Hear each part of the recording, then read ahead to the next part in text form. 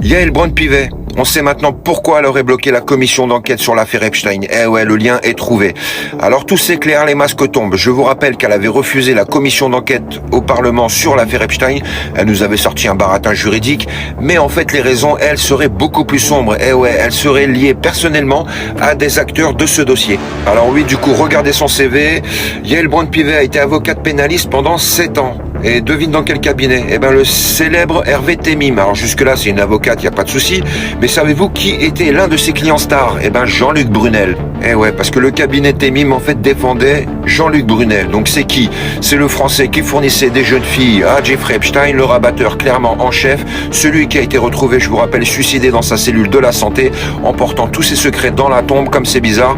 Donc la présidente de l'Assemblée, elle, qui refuse une enquête, a bossé pendant 7 ans dans un cabinet qui défendait, en fait, le complice de Jeffrey Epstein. On est clairement dans un conflit d'intérêts. Alors si tout ça est vrai, mais comment veux-tu qu'elle soit impartiale?